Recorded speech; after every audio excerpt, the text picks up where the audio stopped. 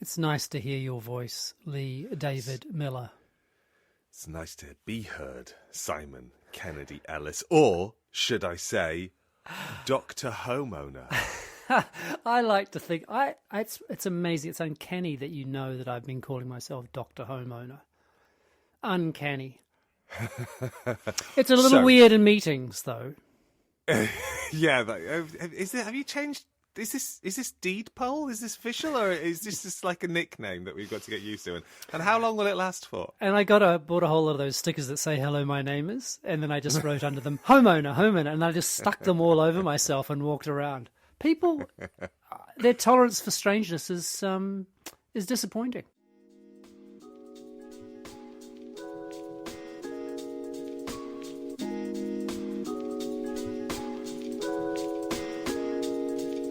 This is a podcast in which two friends talk about the pleasures, absurdities, and imperfections of being human. I'm Simon Ellis. And I'm Lee Miller. Welcome to Midlifing.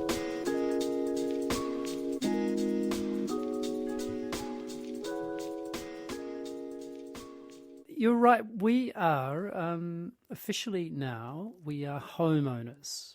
It's so abstractly, Miller. I mean, I don't want to get into really this too much partly because I've only been in the place about 10 minutes, and that was back in October. Yeah. But Lil walked me around. She opened had the keys and dropped them, and then opened, and it was nighttime, so walked me around a very dark apartment, which of course has no electricity or no water or no kitchen. All the things that you don't need. Exactly. I think we're going to have to put the electricity on for the renovation people. Yeah. But so we've been back and forthing with the geometra, and the person who does the kind of technical planning of the renovations. And sort of not quite architect is how you describe them. Sort of. Yeah, not quite surveyor. That's right. Yeah. More like surveyor than architect for sure. Yeah. Right. Okay. And you've been back and forth? Yeah, a little bit, but of course we're using middlemen, our friends who live there, because, Lil doesn't need it, but, I mean, the vocab is very, very particular, as you can imagine. Yeah. But it's amazing how long you can spend on different kinds of sliding doors, Lee Miller. You probably haven't ever thought of that, but una porta scorrel... Oh, no, I can't even remember that word. A sliding door. Nah, lots of options. Lots of options. So are you going for a pocket door? Are you going for something that listen to you. But I am curious. Because a pocket door is lovely. But of course, that necessitates the building of a false wall. Exactly, and we're not interested in that kind of... We just, like for us, that just feels... It just feels unnecessary. Really does. And... But there's one particularly tricky one, which would have been great, which is a wall that will be between the bathroom and the kitchen. Of course, if you build a false wall there, then you're dealing with electrics and water. He said it's just a nightmare.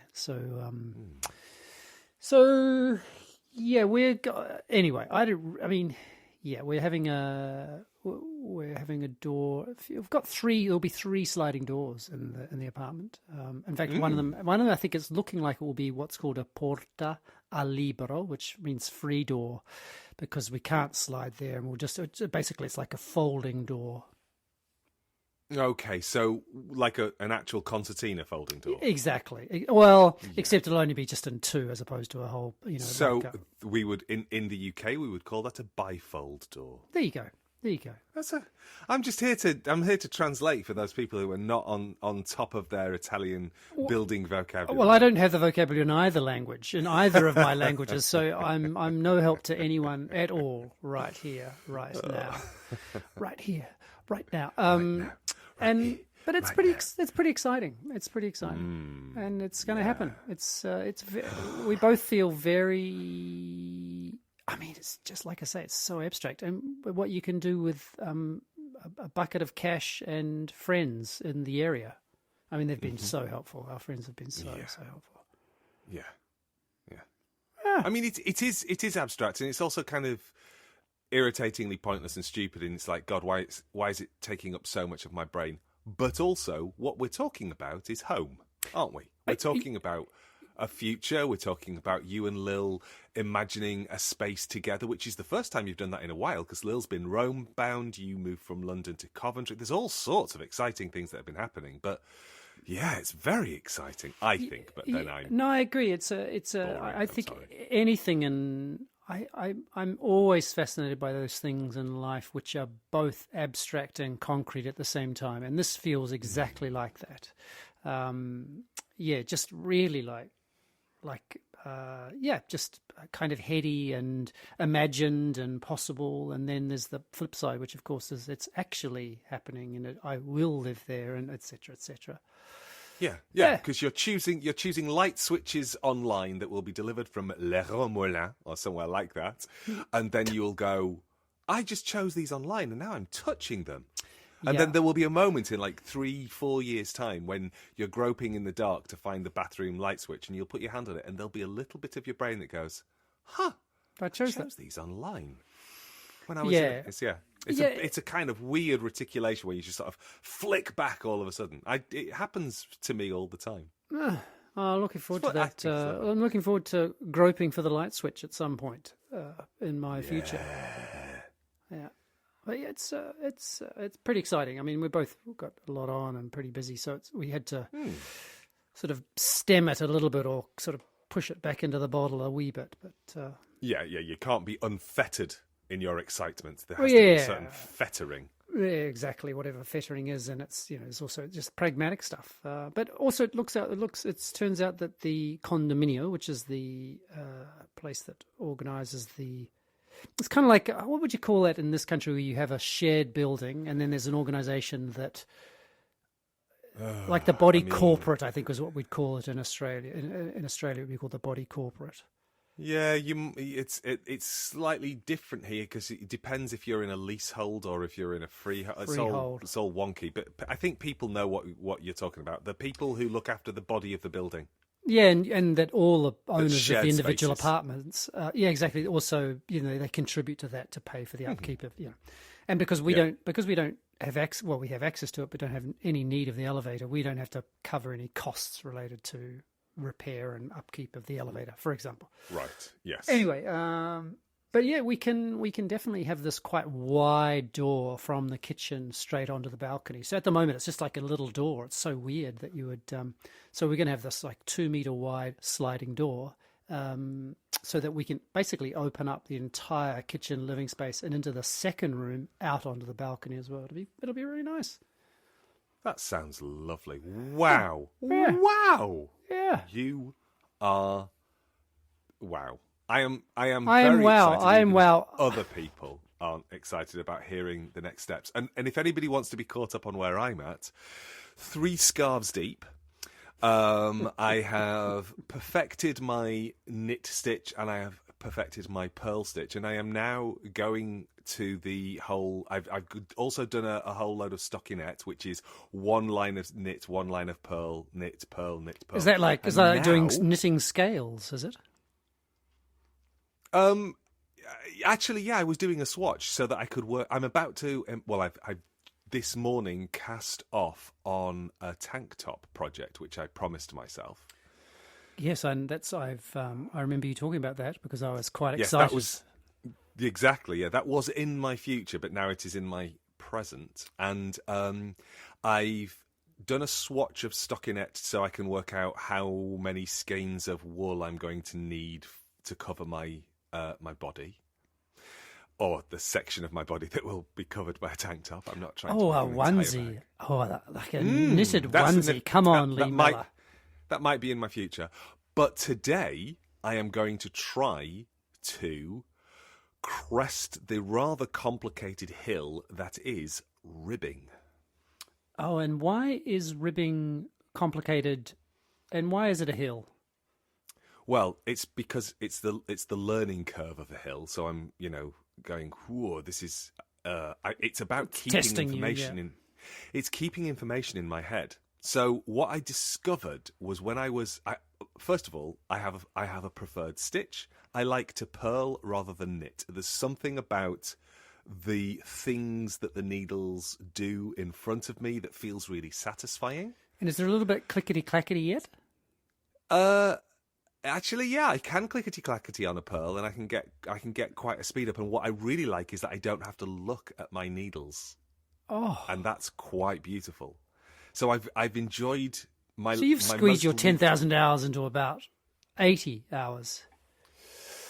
No, because this is, we're talking about, this would be the equivalent of, what would it be the equivalent of? It would be the equivalent of feeling really confident in Suriname Scar A, but knowing that you've got the entirety of the first series ahead of you. Right, okay. But I love a yoga analogy. Yeah. Sorry.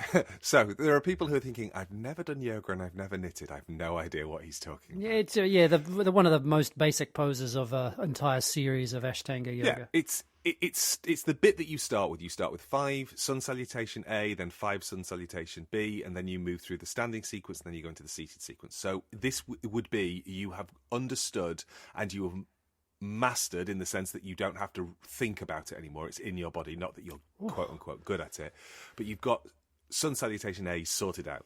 You don't get confused. You just do it, and it's great.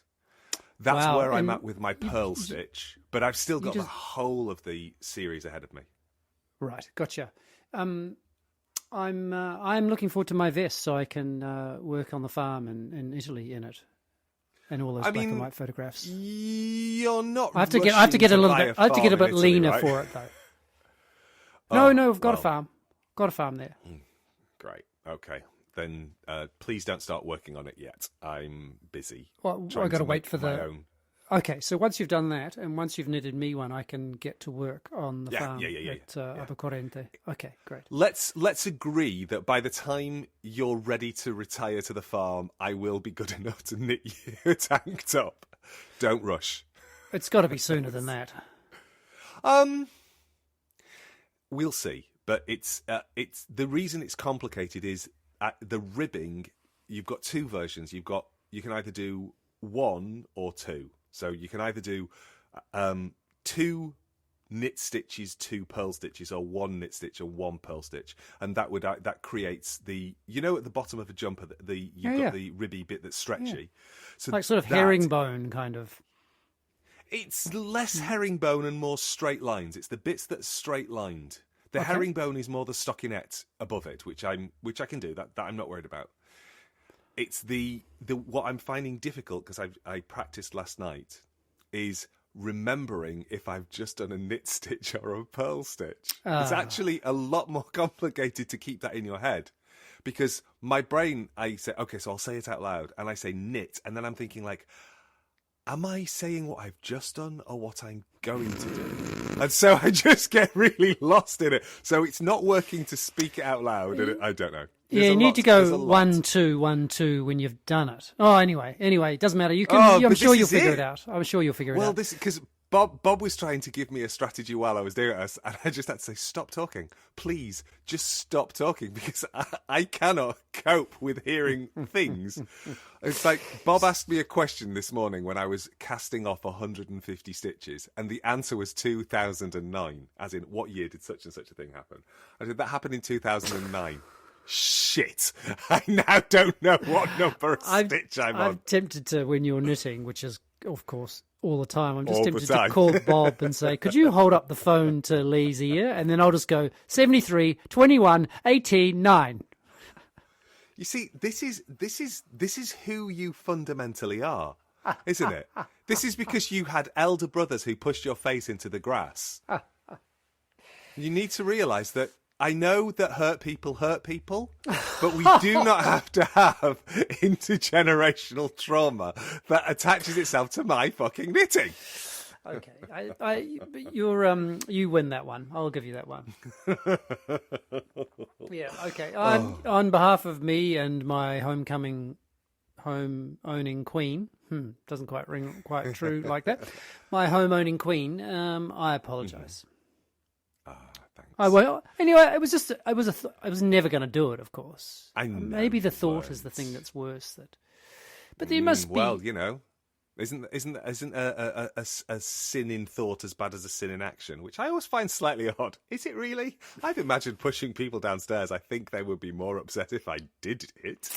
Yeah, this is an interesting thing. That is a very interesting thing because they're tied, aren't they? I read a book recently about human rights, and freedom of thought and freedom of action are intimately tied in historically. And that the line that this author, whose name is eluding me, basically makes a case for how the line is, you might say, is quite clear, but it's becoming increasingly less clear. And that's particularly to do with kind of algorithmically based, et cetera, et cetera. You know, things that are being done to us where the way in which our thinking is being manipulated and oriented, and, you know, maybe even historically advertising as a way of doing that as well, you know, in a slightly more, maybe, but more, something that sounds more benign. But yeah, she was Susie Alegre, something like that. Yeah, really, really fascinating book. But yeah, it made me think about the things I think about versus the things I do in a very different way. Oh, I'm thinking now about a conversation Bob and I were having this morning while I was knitting. Bob wanted to look up just about body art practices, and she put into the internet, into DuckDuckGo, marks made on the body. It's a kind of an opening, because she sort of wanted to cast her net quite wide, and she thought that would be a search term that yields a wide range of responses. Nope. Not at all. Every single thing was, what does the Bible say about marking the body? Hey? Every single return for the first 5 pages of the DuckDuckGo search was connected intimately to Judeo-Christian ideologies around marks made on the body and whether it is a sin or not. So is it the phrase mark? That there's something that in the Bible, because I don't know the Bible well enough to know that does it use that phrase? Nor do I. So we then, and this returned us to a conversation we were having. I assume she'd get just tattoos. There would be just like reams and reams of tattoo. Tattoos didn't come up. I mean, tattoos might have been nestled underneath that in the articles that were in the pages, but the pages were all kind of coming at this from the filter of religion, which Bob was quite aghast at, as you might imagine if you've met Bob Worley. So we decided we would ask our good friend, Professor ChatGPT, why that was the case, and could he suggest some other alternative sources. Professor's a he, is he? Is that... Well, the reason... Actually, it's because the reason ChatGPT is a he is because there is a chat show, or there used to be a chat show, hosted by a man called Alan Carr. Alan Carr had a show called Chatty Man, and we started to call ChatGPT Chatty Man, and then that became Alan, gotcha. And so we now just refer to him as Alan. So ChatGPT is Alan. And is it OpenAI or using Gemini? Yes, yeah. No, it's OpenAI, and I will just ask Alan if he could possibly help me with something. Right, okay. And this was a moment where we asked the question of Alan, could you explain why this particular search Interesting. A meta question for Alan. Yeah. And Alan came back, and we didn't like his first response, so we pushed back a little bit, in the sense that his first response was the search term is too generalised. Which is why would you then get such a specific set of responses? And that was what we responded to. And we said, well, if it was generalised, why is it so focused around Judeo-Christian ideologies? And he went, thank you so much for pushing back. You're absolutely right.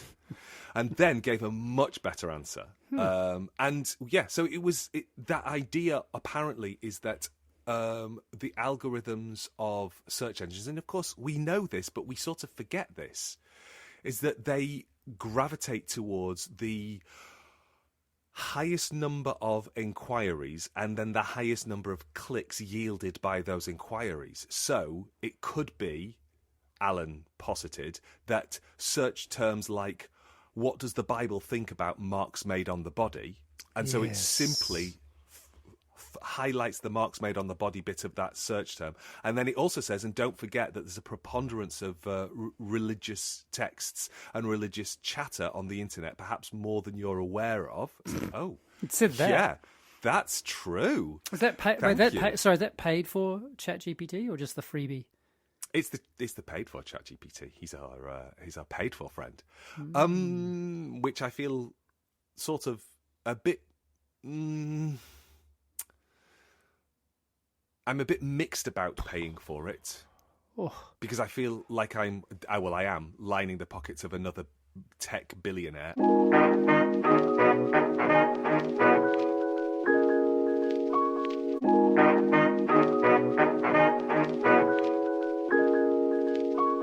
How are you feeling?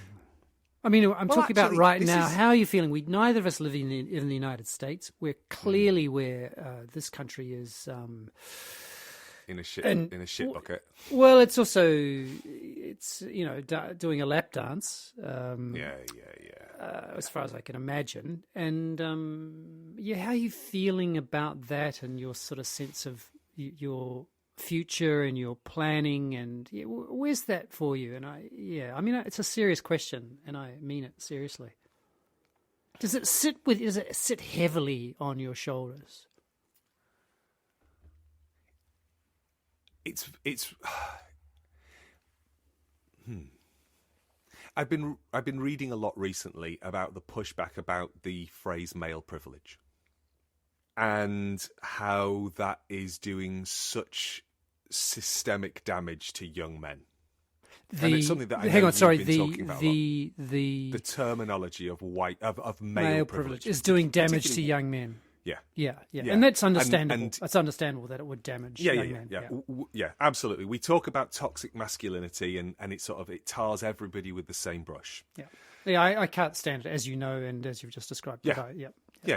So I've been reading about that, and I've been thinking about the complexity of, yes, that is doing damage, and it's that sort of, it's the kind of the two wrongs don't make a right thing, but at the same time, as a post-structuralist, I believe in the Derridean deconstruction, and so we have to flip the script, blah blah blah blah. So all stuff we have talked about ad nauseum. I mean, see episodes 9, 17, 21, 134, 145, 195, 197 about Derrida. Yeah, I think there was a moment. I think there was a period from episodes knitting. 50 to 150 where I banned you from talking about Derrida. I'm sure there were. There probably was, but he's back. Well, no, he's not really, because I'm not dwelling there. I'm saying that this is all stuff that I've said in the past that has kind of. Okay. You're referring to yourself. Gotcha. Yeah, if not on the fence, then at least sort of saying, I can totally see why it is incredibly necessary to address toxic masculinity, because but now also recognizing that there's a concomitant flip side to that as well. But I'm not really talking about that, except say I am going to talk about my privilege, and because of being 51, because of having a homeowner, of being a homeowner, because I have a home in another country. Because you have all of these things, and because I've got parents who also have a home in another country, and most of which are just luck and accidents. It's all luck, it's all accidents. But what it means is that I continue on a daily basis to feel inordinately lucky. And so when I get frustrated about billionaires, or when I get frustrated about hypothetically, when I get angry. I'm getting angry for the people who are coming up behind me, not for me, because, do I need any more? No, I'm doing fine. It's not that I want a bigger sort of bite of the cherry. It's more about, I'm so deeply, deeply anxious about what this is doing to other people. But that's a kind of meta question. When you're asking, how do I feel? I feel fine. I'm married to somebody I love. I've got a dog that I think is hilarious. I've got a roof over my head. Admittedly, there's a little damp patch in the bedroom. I've got to get a new window put in. But, grand scheme of things, not the end of the world. The house has been here since 1540. I think it will withstand a new window. So I feel fine. I've got a job that I really like. It's really challenging. I did some really cool and weird stuff this week. You know, I get sent up to London to listen to AI papers. I get sent to Newquay to facilitate a session for the council. These are not things that I was expecting to be doing, but they get dropped on my desk and I go, yeah, I could do that. I can go and do that. This is really interesting. So everything that is in my life is joy. I live in a bubble of joy. And so so I feel great. And I've got knitting. But then I take a step back and go, oh, the privilege of that position. And that's the bit that I go. So what? It's privilege. It's privilege because you don't have to worry. Because I think of privilege as well. Anyway, go on. I don't have to worry. I don't have kids, and that is not something 10 years ago I would have thought was a privilege. Yeah, I mean, I the don't stuff have about to phones, worry about the stuff about phones just freaks me out. Yeah. I mean, if I had kids, I mean, it would terrorize me, Lee. Yeah, but I don't have to worry about that, and I mean, I can worry about it. It goes back to you and the homeowning. It's abstract. It's abstract and concrete, and I know it's concrete in the bodies of the friends, in the bodies of my friends and their children. And I know that I've got a friend who, you know, is anxious about the fact that she's got kids, because it's like, what kind of a world did I bring them into? How do I prepare them for post-peak oil? How do I prepare them for the fact that they are being trained to experience everything through a screen? And quite soon, everything's going to collapse. Even if we are looking on the bright side, things are not going to, you know, things can't carry on in this way. So that's another moment of privilege for me. That it's like, I just don't have to worry about that. Because when I go, I'll just switch the lights off on the way out. It's fine.